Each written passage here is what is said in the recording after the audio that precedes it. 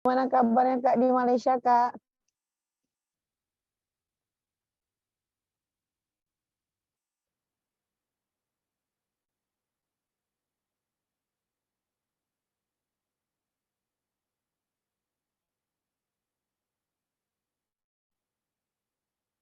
Iya, insya Allah semuanya dalam keadaan sehat ya. Yang sakit-sakit diberi kesembuhan. Yang banyak, apa namanya, banyak kerjaan dimudahkan sama Allah. Pokoknya semua dalam keadaan yang baik, insya Allah ya. Oke, langsung aja. Maaf ya tadi membuat menunggu. Alhamdulillah aku baru pulih dari COVID. Ya Allah.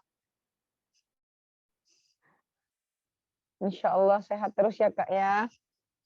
Insya Allah kemarin sakit jadi penggugur dosa insya Allah. Ya, langsung aja.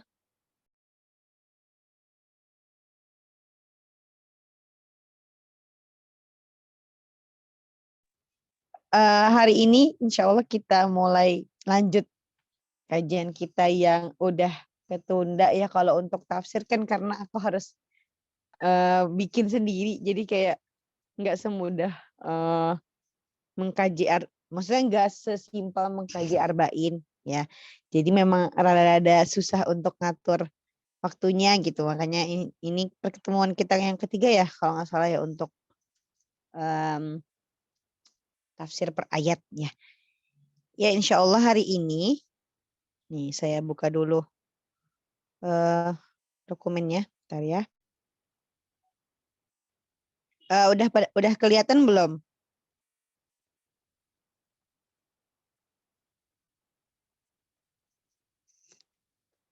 Udah Udah, muncul ya? Kak. Oke, sip.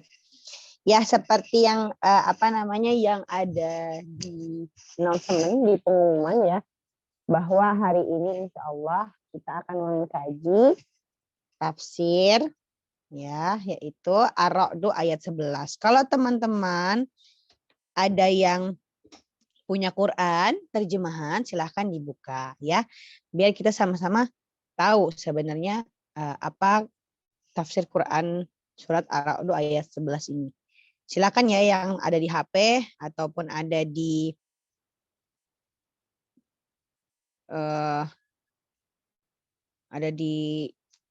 depan kalian, silahkan ya. Judulnya itu motivasi untuk merubah nasib dengan tangan sendiri. Jadi sebenarnya ya Ar-Ra'd ayat 11 ini tuh ayat yang sering banget kita temui untuk dijadikan sebuah motivasi. Sebenarnya semua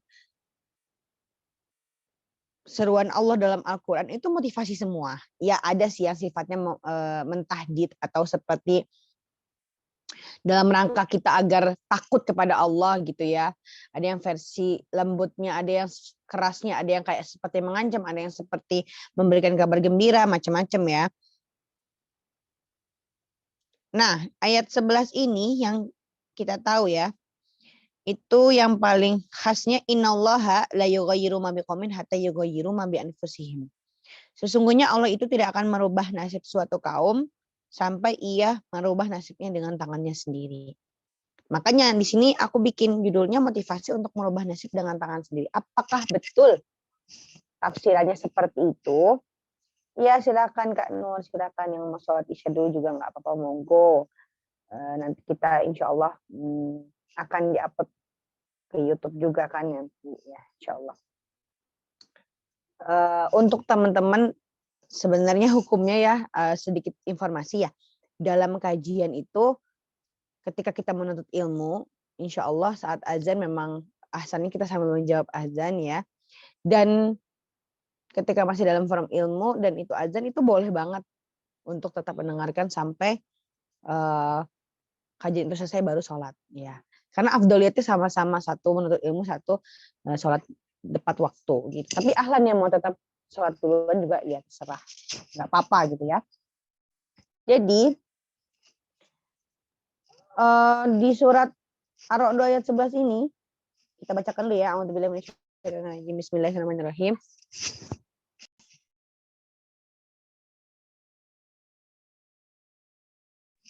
lahu mu'aqibatum min baini yadayhi wa min khalfihi yahfazunahu min amrillah. Innallaha la yughayyiru ma biqaumin hatta yughayyiru ma bi anfusihim. Wa idza aradallahu biqaumin su'an fala maraddalah wa ma lahum min dunihi min wal. Artinya, bagi manusia ada malaikat-malaikat yang selalu mengikutinya, bergiliran di muka dan di belakangnya. Mereka menjaganya atas perintah Allah. Sesungguhnya Allah tidak mengubah keadaan suatu kaum sehingga mereka mengubah keadaan yang ada pada diri mereka sendiri. Dan apabila Allah menghendaki keburukan terhadap suatu kaum, maka tak ada yang dapat menolaknya dan sekali-kali tak ada pelindung bagi mereka selain Dia. Nah, nih artinya ini ya.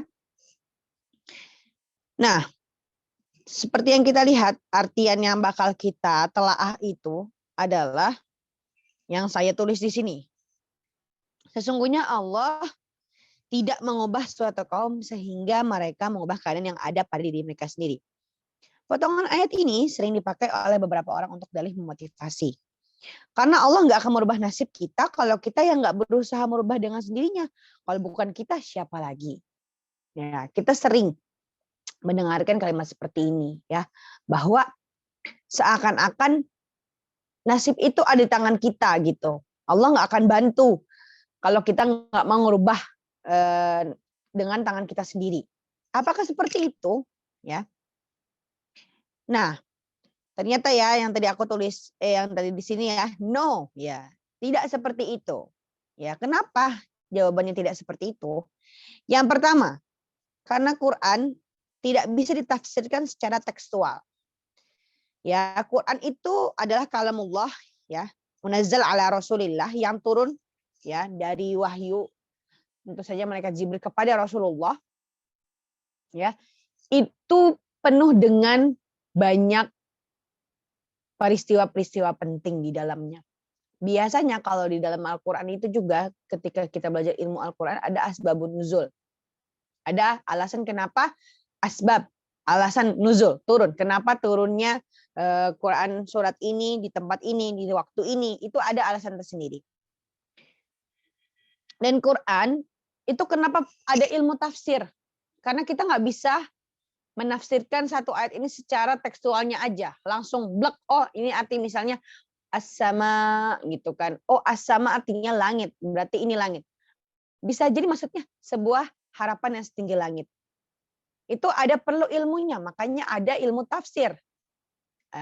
Dan dalam bahasa Arab juga seperti sastra Indonesia ada ilmu balaghah yang membahas tentang bagaimana keindahan sastra bahasa Arab dari segi syairnya, dan kalau Al-Qur'an itu adalah ablaghul balaghah. Sastra tertinggi dalam dunia itu adalah Al-Quran, karena itu langsung dari Allah. Kata-katanya lebih cantik dari apapun, lebih indah dari apapun, sampai syair manapun tidak ada yang bisa mengikuti. Sekalipun hadis Rasulullah, hadis-hadis yang kita tahu adalah sebuah qaul dan fi'al atau perbuatan dan perkataan dari Rasulullah, itu tidak akan bisa menandingi kecantikan keindahannya Al-Quran, karena langsung diturunkan oleh yang maha indah, yaitu Allah. Nah, ketika kita menafsirkan sebuah ayat, itu nggak bisa secara tekstual aja. Perlu pendalaman dan banyak pengkajian dari banyak arah, dan harus dilihat lagi maknanya serta asal-usulnya, ya. Makanya ketika ada orang yang cuma lewat terjemahan Al-Quran yang dari Depak, Departemen Agama, atau dari beberapa sumber aja, terjemahannya doang loh. Itu nggak bisa kita langsung percaya. Selagi dia belum punya pendalaman tentang ilmu tafsir, ilmu Al-Quran, ilmu ulumul Quran ya. Karena apa? Karena nanti berkaitan. Oh, sebabnya ini. Karena ada peristiwa ini. Kita perlu baca hadisnya juga. Oh, maksud dari bahasa Arab sastranya ini. Kita perlu tahu kaidah-kaidah sastra bahasa Arab juga. Jadi tidak bisa secara tekstual. Ya. Yang kedua, ayat Al-Qur'an merupakan sebuah kepastian, ya. Tidak ada ikhtilaf di dalamnya, tidak ada sebuah perselisihan di dalam ayat Al-Qur'an, ya. Karena kita tahu langsung kalamnya Rabbul Alamin, Allah Subhanahu wa taala. Jadi nggak mungkin ada keraguan di dalamnya, ya. Ya kan? Kalau di ayat surat Al-Baqarah gimana? Dzalikal kitabu la raiba fihi hudal lil muttaqin. Dzalikal kitab, itu adalah kitab di sini Al-Qur'an. La raiba fihi, tidak ada keraguan di dalamnya. Huda lil muttaqin, huda lil muttaqin. Huda adalah petunjuk, lil muttaqin untuk orang-orang yang bertakwa. Jadi yang namanya Al-Quran itu nggak ada keraguan di dalamnya, ya, karena langsung diturunkan oleh Allah dan malah untuk menghilangkan keraguan-keraguan yang ada di kehidupan manusia. Nah, tentu saja ketika kata-kata perubahan nasib menjadi lebih baik di tangan seseorang, tentu tidak akan ada orang yang gagal dalam hidupnya. Kalau ketika kita melihat itu secara tekstual dan secara konteks dari terjemahan gamblangnya, ya. Dan Al-Quran adalah sebuah kepastian. Berarti pasti dong orang yang bisa merubah dengan tangannya sendiri, ya. Maksudnya akhirnya kita bisa ngambil sebuah kesimpulan dari kata-kata tidak bisa merubah, Allah tidak akan merubah manusia kecuali dengan tangannya sendiri. Tentu saja berarti kita bisa bikin sebuah pemahaman bahwa ketika kita merubah dengan tangan kita sendiri, maka Allah akan merubah kita. Dan kalau kita percaya secara tekstual dan pasti seperti itu, tentu saja tidak akan ada orang gagal dari usahanya. Ya, karena ketika semua orang berlomba-lomba untuk berubah, ya, untuk merubah dengan tangan sendiri, karena mereka percaya ini secara mereka mengimani ayat ini gitu kan, dengan tekstualnya gitu kan, berarti mereka percaya bahwa ketika mereka melakukan dengan tangan sendiri, Allah akan merubah nasibnya. Dan itu hal yang pasti berarti kan, karena kan dari Al-Quran. Tentu saja tidak ada orang yang gagal di dunia ini, karena semuanya berusaha dengan tangannya sendiri. Padahal kenapa, gimana teman-teman ya, relate juga dengan kita semua, tidak begitu adanya. Ya, kalau kita percaya paham ini, maka kita paham berarti kita punya pemahaman perilaku hamba menentukan segalanya. Jadi semuanya itu ada pada diri kita. Tidak ada campur tangan Allah. Ketika kita sudah mengerjakan ini, baru nanti Allah bantu. Berarti kan itu paham yang batil. Padahal kita mengerjakan sesuatu itu, sukses kita, berhasilnya kita, bahagianya kita dari siapa sumbernya? Dari Allah yang ngasih. Ya. Jadi ketika kita memahami ayat ini bahwa kita akan berubah sesuai dengan tangan kita sendiri, berarti kita punya pemahaman yang batil, yaitu mempercayai bahwa usaha itu semua full dia ada di dalam diri kita. Tentu saja kita naudzubillah min dzalik menjadi orang yang takabur, sombong, ya. Dan akhirnya paham-paham itu juga banyak yang membuat orang yang banyak membuat banyak orang sangat mudah menyerah dan down. Kenapa? Aku udah berusaha tapi kok aku nggak bisa. Akhirnya naudzubillah min dzalik banyak yang menyedihkan, akhirnya menyerah akan keadaan dan hilang. Padahal kan dia tahu bahwa apapun usaha kita itu tetap Allah yang mengatur semuanya, ya. Makanya kalau kita percaya dengan tekstual ini, kita akan mikir bahwa nggak mungkinlah ada orang gagal di dunia ini. Nyatanya ada yang 100% sudah berusaha, tapi dia tidak mendapatkannya. Karena apa? Karena memang bukan itu rezekinya. Kalau kita percaya konsep tawakal. Dan orang-orang yang punya pemahaman bahwa harus merubah dengan tangan sendiri, mereka lupa tentang tawakal kepada Allah. Ya, lupa menambahkan mungkin ya. Kita nggak bisa bilang mereka lupa ya sepenuhnya, karena nanti kurang lebih banyak yang salah paham. Tapi sepertinya mereka lupa menambahkan bahwa memang Allah tidak akan merubah kecuali kita berusaha merubahnya, tapi tetap menggantungkan hasilnya kepada Sang Maha Kuasa.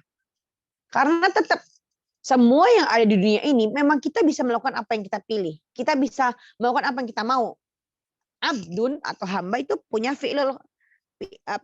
punya ikhtiar, punya pilihan, memang seperti itu adanya, ya. Tapi ketika kita mempunyai pilihan, Allah memberikan kita kesempatan untuk melakukan apa yang kita mau, tentu saja ada konsekuensinya, gitu. Dan tetap semuanya bermain dalam skenario-nya Allah. Hasilnya nanti itu Allah yang menentukan, gitu. Ya. Nah, kalimat lahum muaqibatun min baini yadayhi wa min khalfihi yahfazunahu min amrillah, ya. Itu artinya kan kalau di bahasa Indonesia kan di belakang mereka itu muaqibatun, ada sesuatu di baina yadayhi wa min khalfihi, di antara dua sisi kanan kirinya dan dari belakangnya itu sesuatu yang menjaga mereka. Yahfazuna min amrillah. Sebagaimana dikutip dari tafsir At-Tabari dalam tafsirnya yang menjelaskan bahwa ketika malaikat siang datang, pada saat itu juga malaikat malam meninggalkan seseorang. Jadi setiap manusia itu selalu didampingi oleh malaikat siang malam yang silih berganti. Ketika siang berarti malaikatnya itu yang malamnya berganti. Ketika malam malaikat yang siangnya berganti. Menurut sebagian ulama, malaikat yang silih berganti ini namanya malaikat hafazah. Makanya yahfazunahu, malaikat hafazah ya, yang menjaga perkara manusia. Ya. Atau yang kita tahu bahwa kita tuh pasti punya penjagaan ya. Makanya kalau teman-teman juga tahu, oh ada jin korin gitu ya. Itu benar nggak sih Kak? Benar ada gitu. Itu mereka itu yang menjaga kita dan emang menyerupai kita gitu. Ketika kita baik, korinnya insya Allah baik juga. Ketika kita melakukan sebuah hal yang buruk, tentu saja yang mengikuti pasti yang buruk juga gitu ya. Nah, apa hubungannya? Ya, masih menurut At-Tabari ya, dari tafsir Tabari, innallaha la yughayyiru ma biqaumin hatta yughayyiru ma bi anfusihim. Maksud ayat ini justru menjelaskan bahwa semua orang itu dalam kebaikan dan kenikmatan.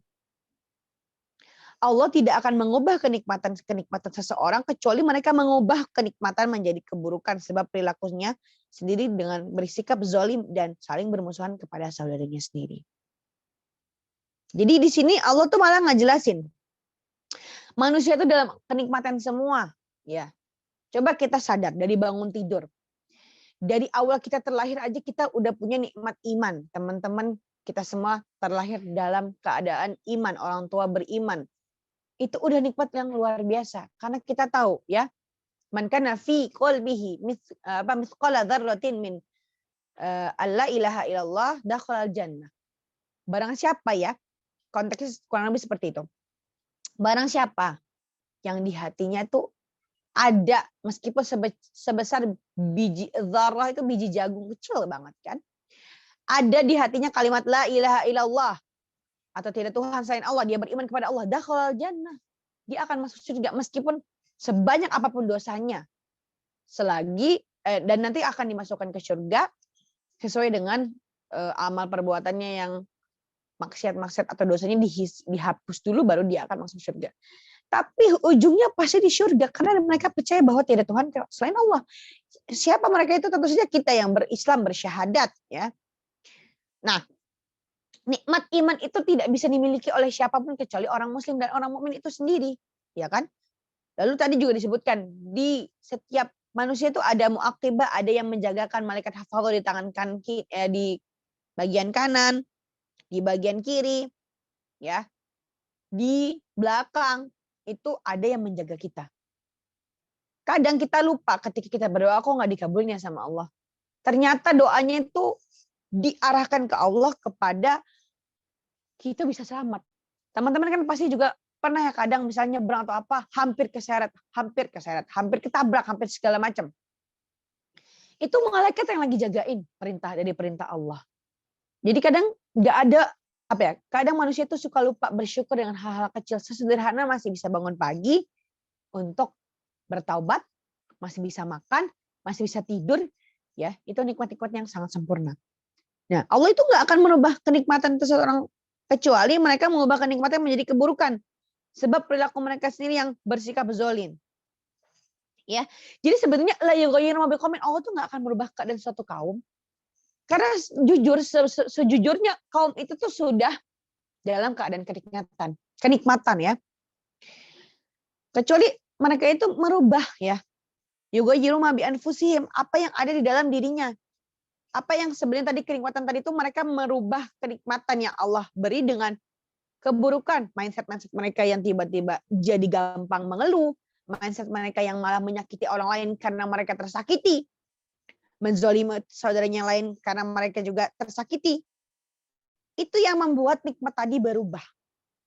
Padahal aslinya khairul amru minal muslim, sebaik-baik perkara itu seorang muslim. Kulluhu khair, semuanya itu baik perkaranya.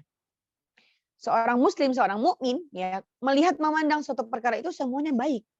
Sekalipun orang lain lihatnya itu musibah, tapi percaya bahwa Allah itu ngasih hadiah yang lebih baik meskipun dibungkus dengan kesakitan.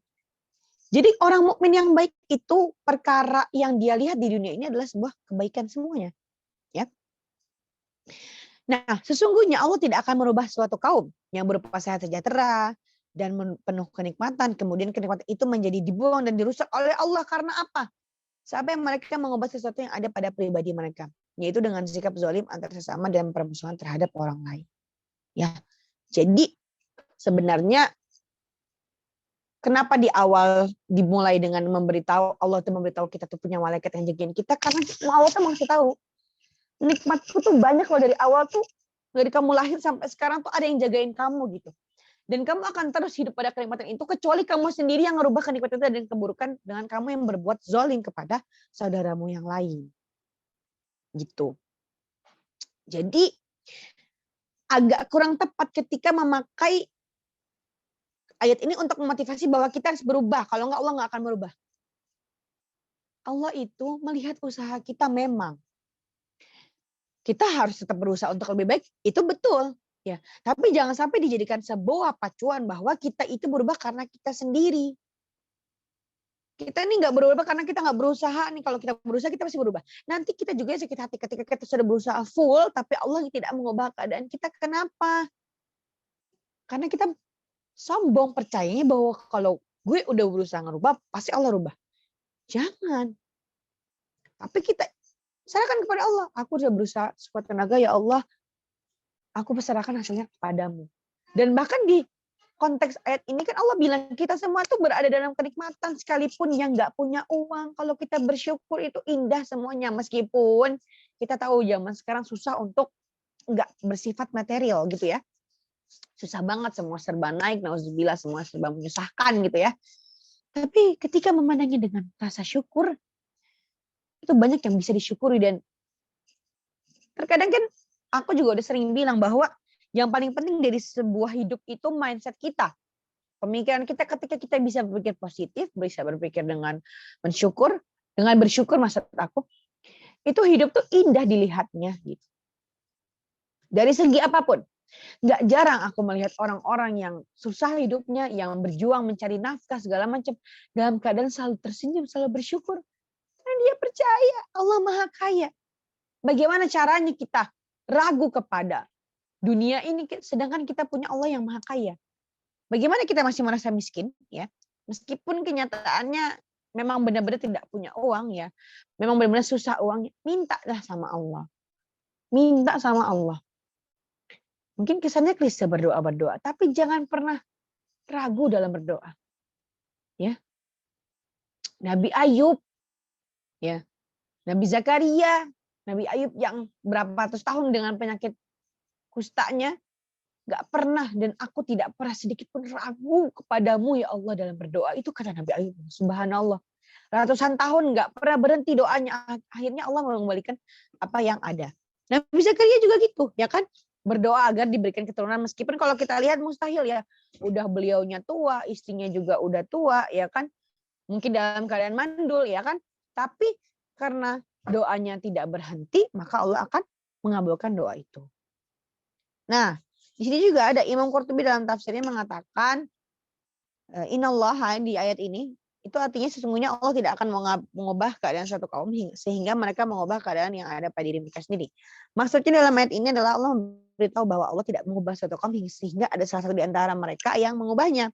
Bisa jadi dari golongan mereka sendiri, pengamat atau faktor penyebab yang masih mempunyai hubungan. Ya, jadi misalnya salah satu dari mereka ada yang menyadari bahwa oh aku harus merubah. Tadinya aku sudah diberi kenikmatan tapi aku malah kufur atau malah menyakiti orang lain ya, seperti bagaimana para pasukan yang dikalahkan pada saat perang Uhud disebabkan penyelewengan yang dilakukan oleh ahli panah ya. Jadi dalam perang Uhud waktu itu Rasulullah memerintahkan ya untuk ada beberapa ahli panah yang ada di atas bukit untuk menyerang ya. Kan Uhud itu kan di dalam lembah ya, tapi ada yang berjaga di atas bukit ya. Tapi saat waktu itu pada saat hari perang Uhud itu, yang pemanah-pemanah yang sudah Rasulullah komandokan agar berjaga di atas bukit, itu sudah terlena oleh gonimah atau rampasan perang yang ada di bawah. Jadi mereka buru-buru mengambil hartanya. Jadi akhirnya ya kita tahu perang Uhud itu banyak kaum muslimin yang meninggal. Karena apa? Karena beberapa tim atau beberapa orang dari ahli panah itu tergoda dengan dunia. Ya, itu kan berarti tahu ya bahwa ketika ada satu aja yang menyelewengi dari kehidupan ini tuh banyak yang akan banyak membuat kerusakan atau banyak membuat suatu hal yang berantakan. Padahal sudah dalam syariatnya atau sudah awalnya itu sudah terkomando dengan baik. Gitu ya. Menjadikan ayat tersebut untuk memotivasi orang agar berbuat yang terbaik dan berjuang maksimal merupakan langkah positif. Ya. Bagus ketika kita memakai itu biar orang-orang ini berubah gitu. Biar mereka berproses lebih baik. Ya. Hanya saja perlu dicatat, perjuangan dalam konteks ayat tersebut bukan mengubah yang buruk menjadi baik, tetapi merawat agar anugerah yang baik-baik dari Allah tak merubah menjadi buruk karena perilaku kita. Karena semua yang tadi aku bilang dari awal, semua yang Allah kasih di dunia ini kepada kita sebagai seorang mukmin itu semuanya amrun khair, semuanya adalah perkara yang baik. Ya. Jadi bukan mengubah yang buruk jadi baik, tapi menjadikan yang baik itu akan tetap pada kebaikan, tidak merubahnya dengan keburukan yang kita kerjakan sendiri dengan tangan kita sendiri. Entah menyakiti orang, entah menzalimi orang lain, entah banyak mengeluhkan kufur nikmat ya. Itu yang dimaksudkan di ayat ini ya. Jadi jangan sampai kita lupa juga bahwa motivasi ini tuh juga bukan berarti kita berubah itu benar-benar dengan tangan sendiri. Tetap ada campur tangan Allah di setiap perkara yang kita kerjakan. Ketika kita sudah bekerja semaksimal mungkin tapi kok nggak dapat, ya karena Allah maunya yang terbaik buat kita, bukan itu. Itu juga perlu menjadikan ada plan kedua ketika mengajarkan suatu rencana. Selalu percaya bahwa ada rencana-rencana lain yang dibuat sama Allah lebih indah untuk kita. Ya. Jadi konteks yang benar ya dalam ayat ini maksudnya adalah perjuangan bukan untuk mengubah yang buruk menjadi baik, karena semua perkara yang Allah berikan adalah kebaikan. Tapi merawat agar anugerah yang baik tadi yang sudah Allah berikan dari awal kita lahir sampai hari ini tak berubah menjadi buruk karena perilaku kita. Jadi seperti itu. Wallahu a'lam bishawab. Iya. Gitu ya teman-teman ya.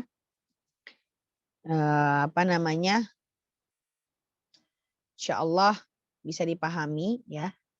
Sebentar lagi nih pasti habis nih. Soalnya udah tinggal 5 menit.